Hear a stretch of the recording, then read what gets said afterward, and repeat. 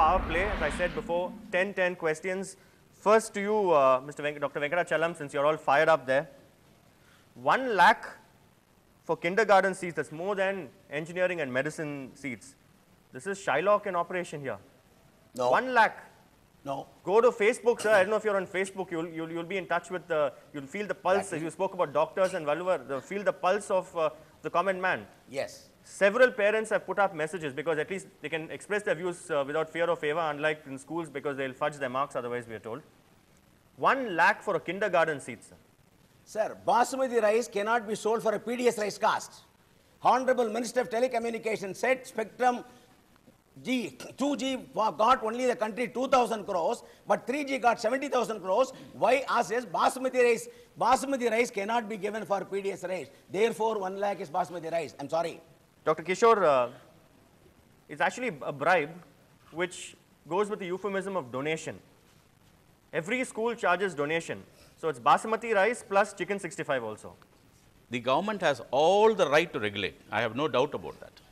But only problem is, it is the problem of the private school who have allowed this to happen. It is the mismanagement of the private school. It is many of the private schools have not able to govern themselves properly. They were not been regulated properly. I am 100%. And when there is a guilty there. On behalf of the private schools, you plead guilty here. Yeah, we feel. All right. So Definitely. Point taken. All right. Dr. Venkatachalam. Not just exorbitant fees, also tuitions, which have become like a cottage industry here. Virtually every teacher, in fact, they even take apartments on rent near the school. They don't want to teach in the classrooms. They want to teach in tuition centers. Those students who don't take tuition are singled out in the classes. We've all come across it as journalists. We get calls from parents, from students. So apart from the burden of basmati rice and chicken 65, you also have tuitions. Now, honestly I tell you, when I was a student in 1966, if I go for a private tuition, it is a shame. People will laugh at the parents and the child goes for a tuition. Today it has become a status symbol.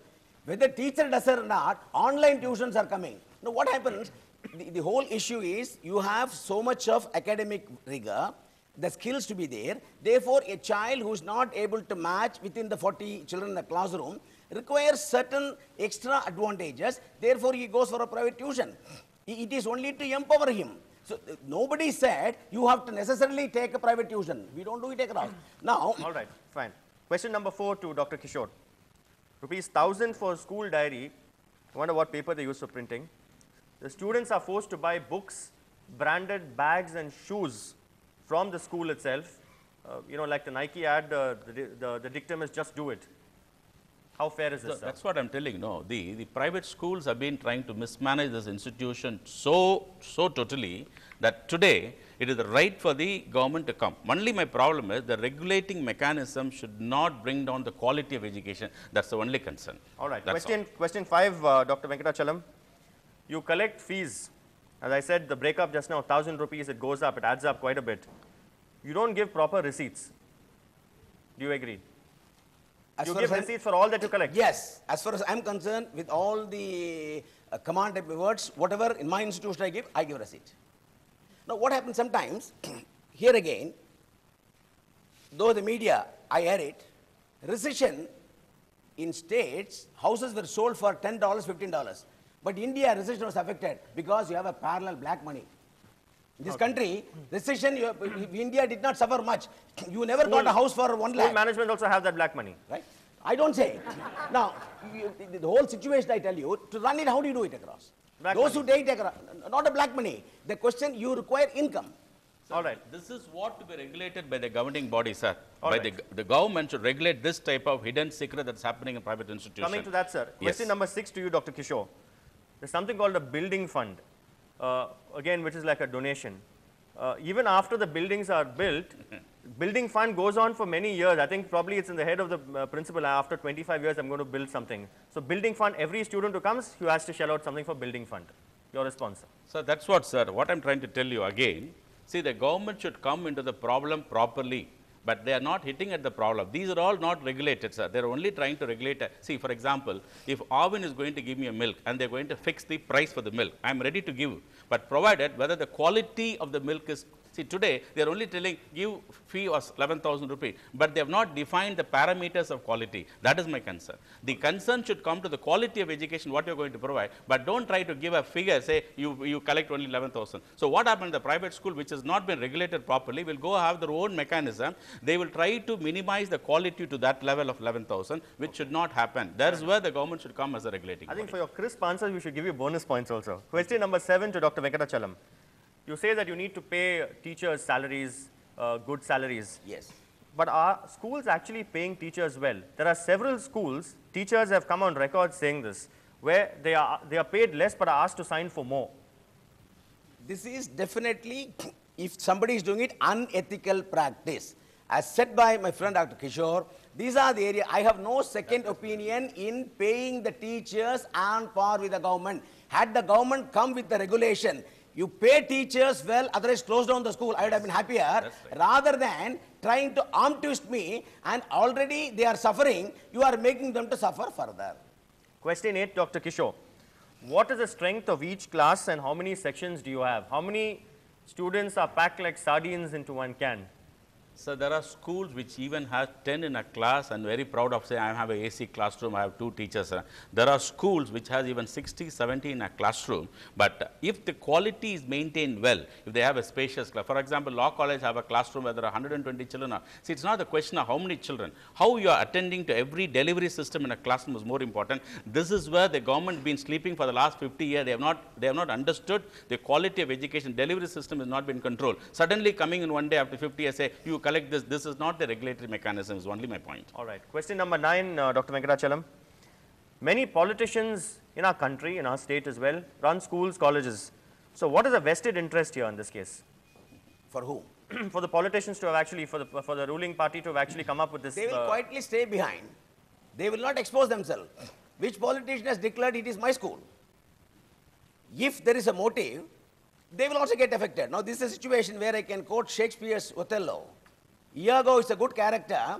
His was motiveless malignity. Without any motive, he was maligning. Like that, this is a situation of Iago's motiveless malignity. How is that you're not quoting Shylock anyway? Question number 10 I have to a you, soft Dr. corner for him. Dr. Kishore. There's no infringement of autonomy. I know you went to the Supreme Court as well, challenging the decision. The Supreme Court actually snubbed all the private schools.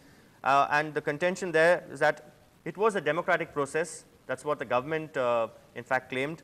A questionnaire was sent to 10,934 schools. 10,233 responded.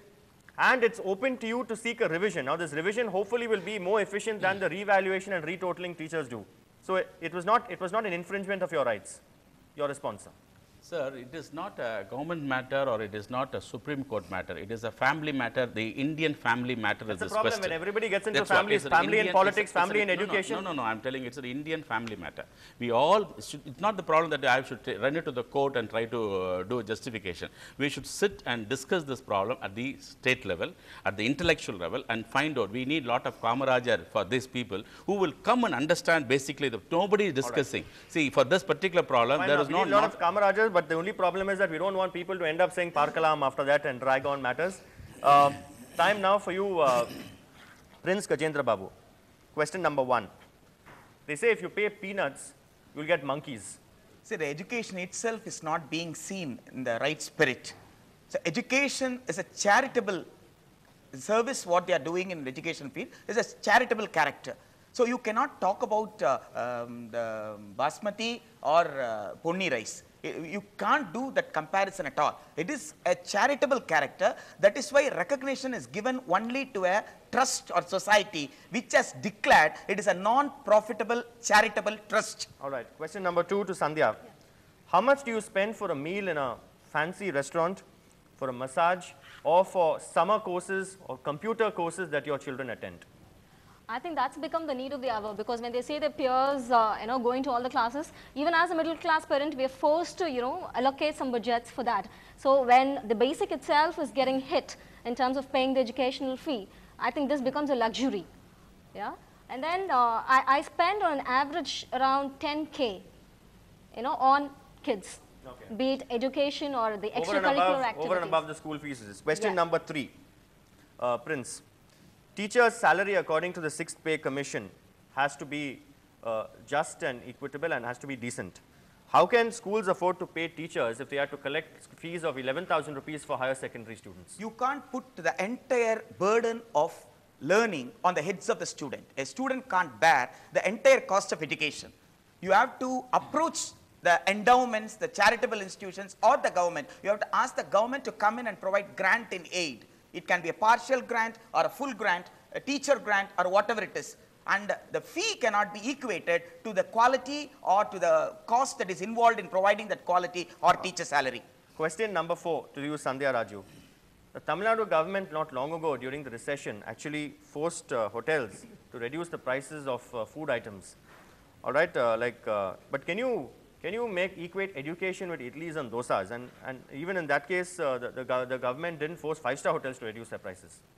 Yeah, but I think education is a basic right which every individual child has to have. So there definitely needs to be a regulation, which governs on what the schools can charge. It can be according to the infrastructure, the number of students. There are parameters on which they do judge.